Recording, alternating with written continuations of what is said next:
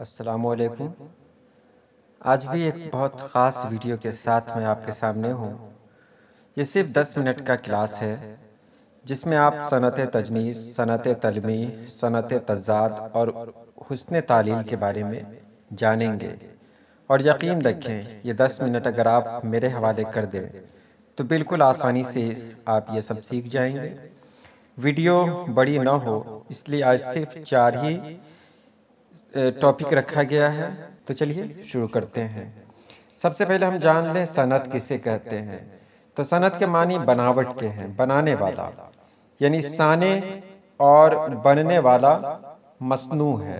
यानी बनाने वाला साने कहलाता है और बनने वाला मसनू है। ये कायनात अल्लाह पाक ने बनाई है, इसलिए हम सब अल्लाह पाक की मसनूआत हैं। शायर भी बनाने वाला होता है, यानी सना होता है। तो शायर लफ्ज़ों का फ़र्क होता है, वो लफ्ज़ों का नब्बाज होता है। हर शायर मानवी एतबार से लफ्ज़ों की नौ शक्लें बनाता है, यानी कई तरह की शक्लें बनाता है। लफ्ज़ मानी का रिश्ता नाजुक और पेचीदा है। बाज़ ने इसको जिस्म रूह का रिश्ता करार दिया है। शायर लफ्ज़ी शुबदाबाज होता है और अपनी शायरी में मुख्तलिफ सनतें इस्तेमाल करते हैं। सबसे पहले सनत को आप यहाँ देख लें। सनत ज़बर के साथ दिया हुआ है, सनअत, जो अरबी से आया है। और इसका पूरा डिटेल देखना होगा तो यहाँ पर आप देख सकते हैं सनत का मानी क्या क्या होता है। इसके लिए मैं आपको यही कहूँगा कि आप उर्दू लुग़त नाम से एक ऐप है, उसे अपने मोबाइल में ज़रूर रखें ताकि आपको तलफ़्फ़ुज़ में परेशानी ना हो। आप कोई भी लफ्ज़ इस पर क्लिक करेंगे, उसका पूरा डिटेल्स आपको मिल जाएगा। तो सबसे पहले बात करते हैं सनत तजनीस। सनत तजनीस क्या होता है? तो एक ही लफ्ज़ को मुख्तलिफ मानों में दोहराया जाना सनत तजनीस कहलाता है। एक ही लफ्ज़ हो, यानी लफ्ज़ एक हो और उसको कई माने में इस्तेमाल किया जाए।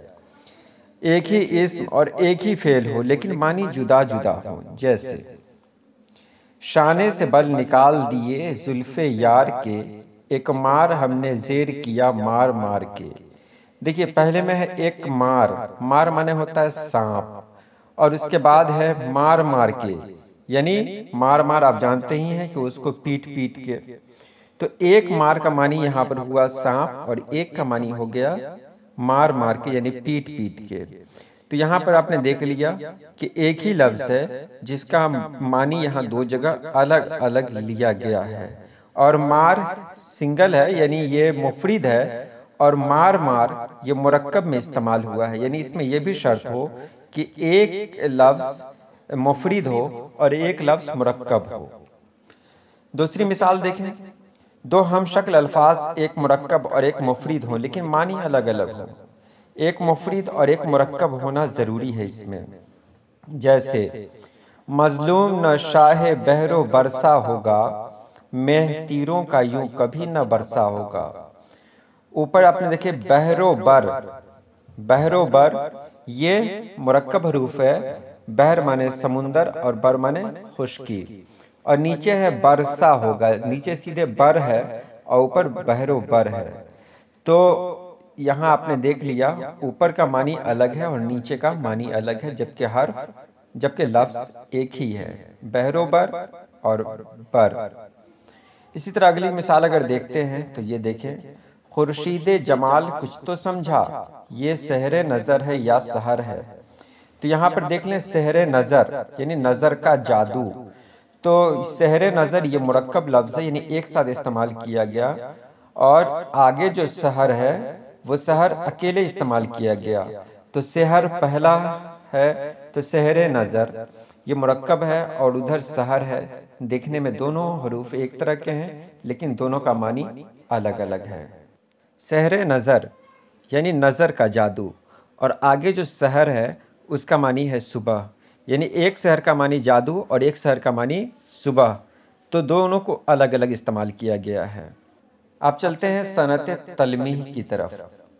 जब शेर में किसी पुराने वाक़े या रिवायत की तरफ इशारा किया जाए तो उसे सनत तलमीह कहते हैं। पुराना कोई वाक़या या शेर में आ जाए तो उसे सनत तलमीह कहेंगे। जैसे क्या वो नमरूद की खुदाई थी, बंदगी में मेरा भला न हुआ। इस शेर में नमरूद की तरफ इशारा है जिसने खुदाई का दावा किया था। नमरूद के बारे में आप सभी लोग यानी हम सभी लोग अच्छी तरह से जानते हैं। नमरूद वो बादशाह था जो इब्राहीम अलैहिस्सलाम के वक्त में था। बेखतर कूद पड़ा आतिश नमरूद में इश्क, ये भी इसी तरह का शेर है। तो नमरूद की खुदाई थी यानी एक तारीखी वाक़ये की तरफ यानी एक ऐतिहासिक कहानी की तरफ इसका इशारा मिलता है। तो वो शेर जिसका इशारा किसी इतिहास की तरफ जुड़ जाए, तारीख की तरफ जुड़ जाए, उसे कहते हैं तलमीह। जैसे एक और देखें, निकलना खुल्द से आदम का सुनते आए थे लेकिन बड़े बेआबरू होकर तेरे कूचे से हम निकले। गालिब का शेर है। इसमें भी आदम अलैहिस्सलाम का वाक़या है कि आदम अलैहिस्सलाम को जन्नत से किस तरह निकाल दिया गया। तो ये भी तारीख है, ये भी हिस्ट्री है, ये भी इतिहास है। तो इस शेर में भी इतिहास का जिक्र किया गया है, इसलिए इसको भी सनत तलमी में ही शामिल किया गया है। अब आता है सनत तजाद। तजाद का मानी होता है उल्टा, जिद। तजाद कहते हैं शेर में ऐसे अल्फाज को एक साथ लाया जाए जिनमें बाएतबार मानी तजाद यानी जिद पाई जाए। ये शायरी में सबसे ज़्यादा इस्तेमाल होने वाली सनत है। इसकी एक मिसाल मुलाहजा हो तो तजाद आपने जान लिया। तजाद कहते हैं उल्टा करना, यानी रात के साथ दिन का इस्तेमाल, सुबह के साथ शाम का इस्तेमाल, औरत के साथ मर्द का इस्तेमाल, यानी जिद जो हम लोग बनाते हैं, विलोम जो बनाते हैं। तो शेर में अगर विलोम का इस्तेमाल हो, अपोजिट वर्ड का इस्तेमाल हो, उसको सनत तजाद कहते हैं।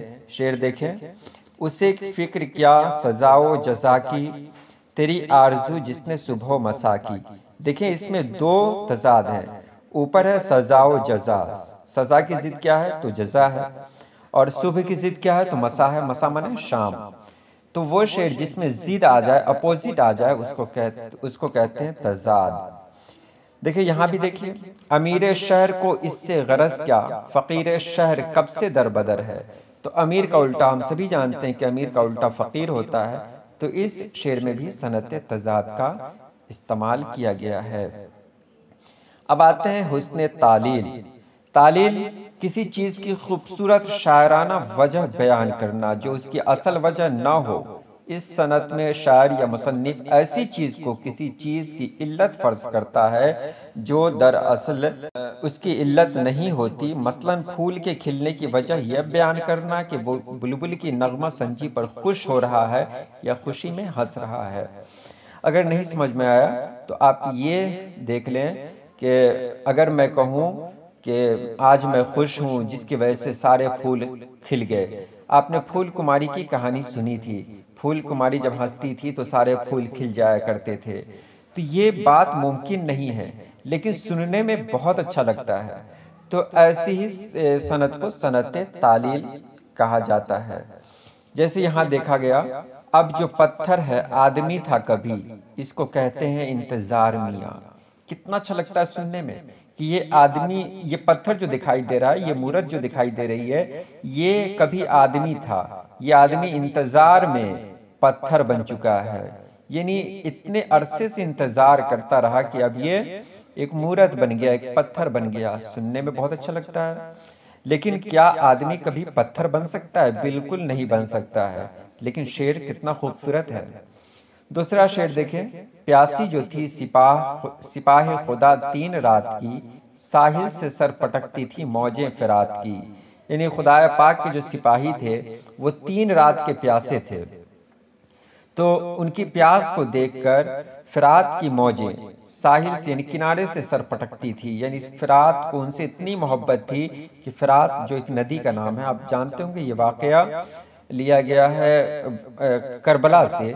इमाम हुसैन अलैहिस्सलाम और जो उनके साथी थे, रफ़क़ा थे, उनकी जो शहादत हुई थी, ये वहीं का जिक्र है कि उन सभी को प्यासा देखकर फिरात के अंदर बेचैनी थी और वो मौजें, फिरात नदी की मौजें किनारे पर आकर अपने सर को पटकती थीं।